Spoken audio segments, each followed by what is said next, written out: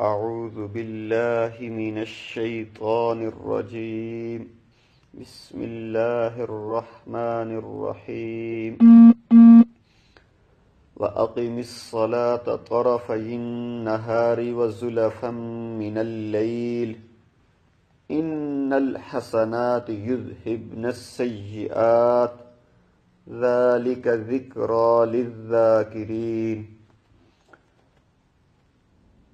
سبحان ربك رب العزة عما يصفون وسلام على المرسلين والحمد لله رب العالمين اللهم صل على سيدنا محمد وعلى آل سيدنا محمد وبارك وسلم اللهم صل على سيدنا محمد وعلى آل سيدنا محمد وبارك وسلم اللهم صل على سيدنا محمد وعلى آل سيدنا محمد وبارك وسلم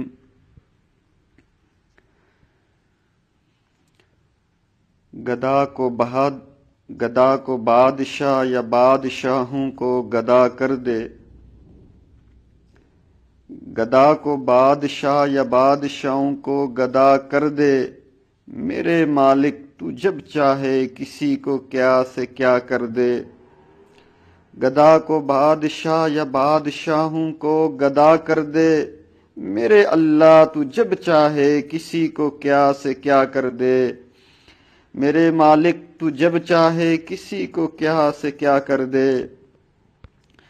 جسے تو پکڑ لے اس کو چھڑا سکتا نہیں کوئی، جسے تو پکڑ لے اس کو چھڑا سکتا نہیں کوئی، اسے پھر کون پکڑے جس کو اللہ تو رہا کر دے۔ میرے مالک تو جب چاہے کسی کو کیا سے کیا کر دے۔ کبھی کنواں کبھی مٹی، کبھی پھر قید میں یوسف، کبھی ایک مصر کا قیدی مصر کا بادشاہ کر دے۔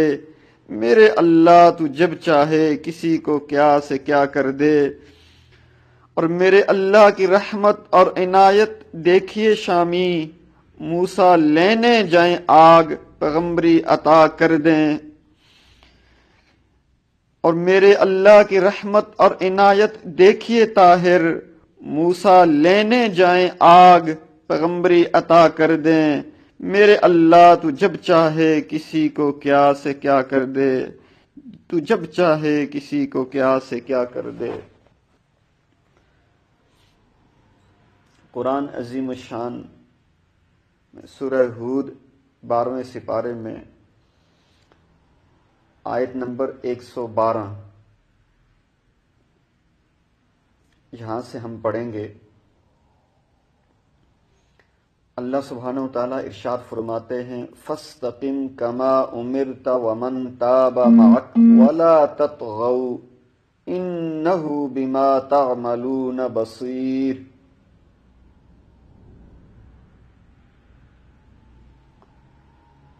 اے پیغمبر صلی اللہ علیہ وسلم، جس طرح آپ کو حکم دیا گیا ہے اس کے مطابق آپ بھی سیدھے راستے پر ثابت قدم رہیں، اور وہ لوگ بھی جو توبہ کر کے آپ کے ساتھ ہیں اور حد سے نہ نکلیں۔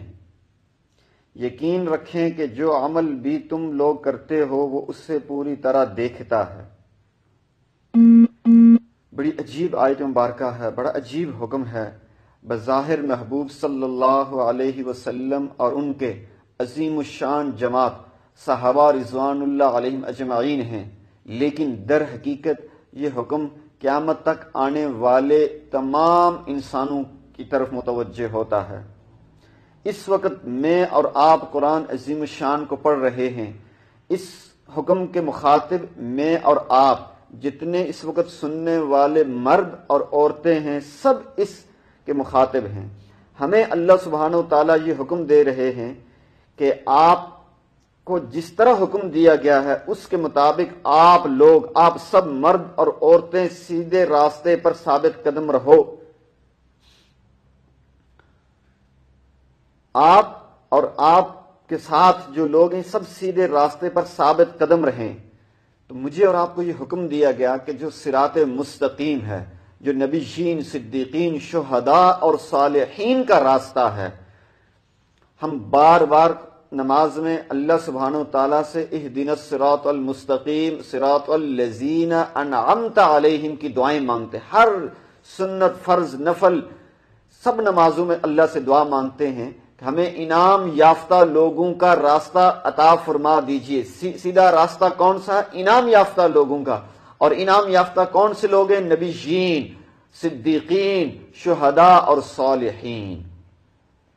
صدیقین اور کسی درجے میں صدیقین لوگ اب بھی دنیا میں موجود ہیں جو واقعی اللہ کے سچے سچے لوگ ہیں، اور صالحین کی کثرت سے بھی جماعت دنیا میں موجود ہے جو قیامت آنے تک یہ لوگ موجود رہیں گے۔ تو صالحین کی جماعت قیامت تک موجود رہے گی۔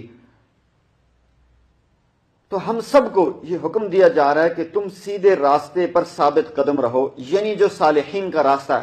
صالحین کا راستہ قرآن کا راستہ ہے، احادیث مبارکہ کا، اتباع سنت کا راستہ ہے۔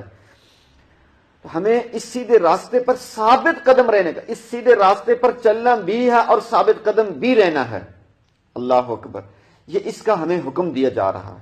ہم نے خالی سیدھے راستے کو اختیار نہیں کرنا، بلکہ سیدھے راستے کو اختیار کر کے اس پر ثابت قدم رہنا ضروری ہے۔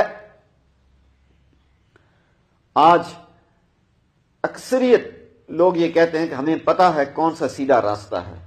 معلومات کی حد تک تو سب لوگوں کو، دین دنیا پڑھنے والے لوگوں کو، ڈگریاں حاصل کرنے والے لوگوں کو سب کو پتا ہے سیدھا راستہ ہے، بلکہ جو ریڑھی کے اوپر بیٹھا ہے، جو تانگے کے اوپر بیٹھا ہے، وہ بھی کہتا ہے کہ مجھے پتا ہے سیدھا راستہ کون سا ہے۔ اتنی بات اسے بھی پتا ہے قرآن حق ہے، قرآن کا راستہ سیدھا ہے، احادیث مبارکہ حق ہے اور ان کا راستہ سیدھا ہے، لیکن عمل کرنے والے نہیں ہیں، ثابت قدم رہنے والے نہیں ہیں، اس راستے کو اختیار کرنے والے نہیں ہیں۔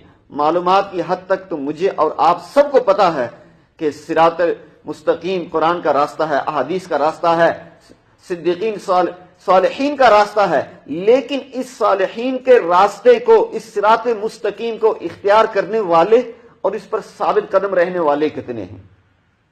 المیہ سارا اس وقت یہ ہے کہ ہم سیدھے راستے کو اختیار کرنے والے ہم میں سے بہت کم ہیں، اور اگر کسی نے کوئی سیدھا راستہ کبھی اختیار کر بھی لیا اس پر ثابت قدم نہیں رہتے۔ تو قرآن جگہ جگہ قرآن ہمیں اس بات کا حکم دے رہا ہے، بار بار ہمیں پکڑ کے متوجہ کر رہا ہے کہ تم نے سیدھے راستے کو اختیار بھی کرنا ہے اور ثابت قدم بھی رہنا ہے۔ اور آگے اللہ سبحانہ وتعالیٰ اپنے محبوب صلی اللہ علیہ وسلم کے ارشاد فرما رہے ہیں، وَمَن تَابَ مَعَكَ وَلَا تَطْغَوْا وَمَن تَابَ مَعَكَ، اور آپ اور جو آپ کے ساتھ توبہ کرنے والے لوگ ہیں،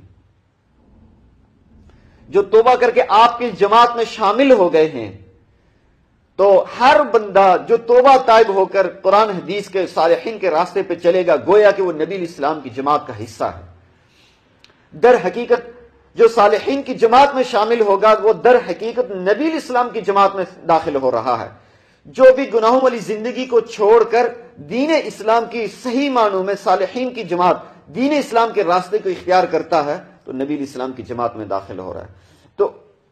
تو ان توبہ کر کے اس سیدھے راستے پہ آنے والوں کو، مجھے اور آپ کو یہ حکم ہے کہ جب تم صالحین کی جماعت میں داخل ہو گئے ہو تو اب تم لوگوں نے ثابت قدمی کا معاملہ اختیار کرنا ہے، ایک بات۔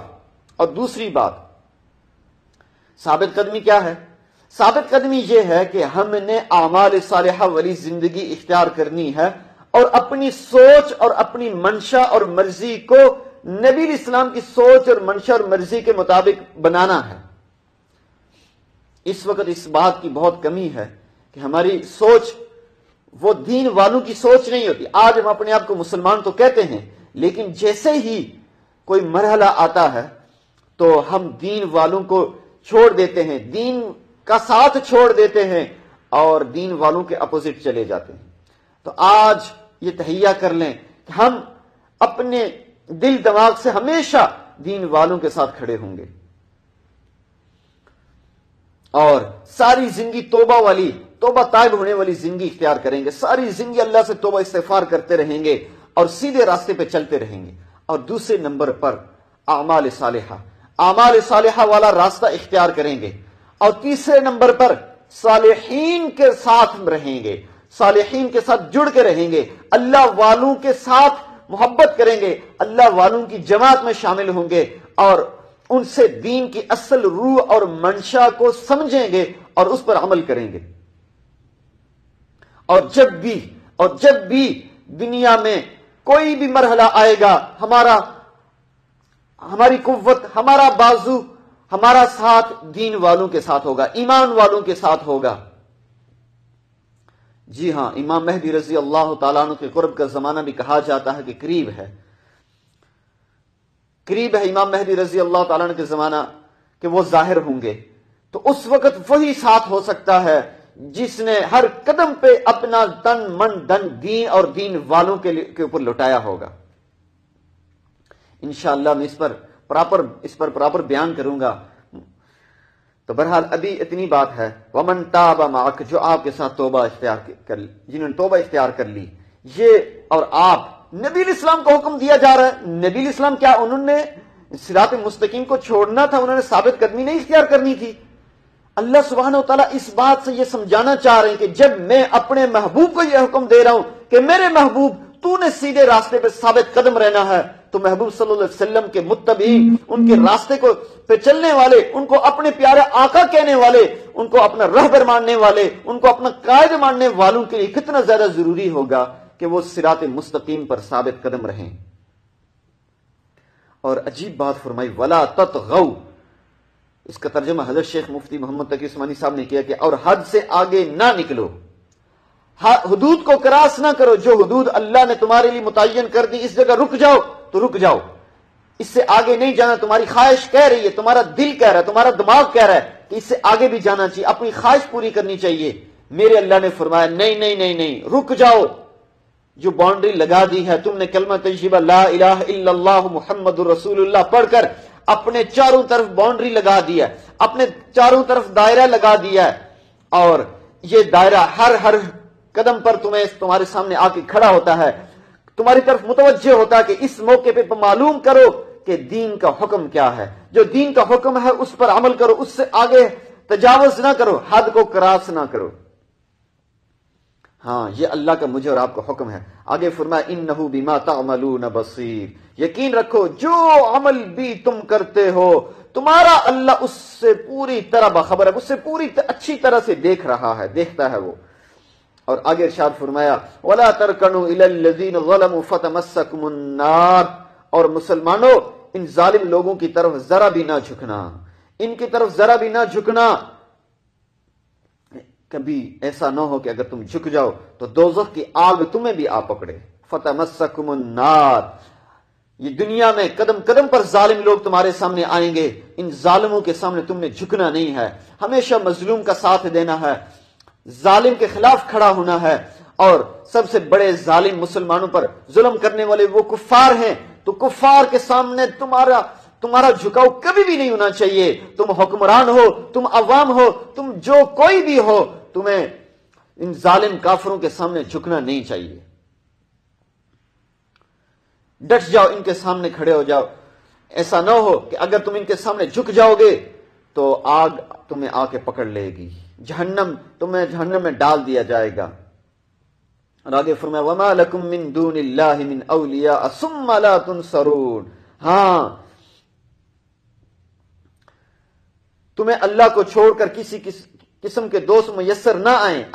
جب تم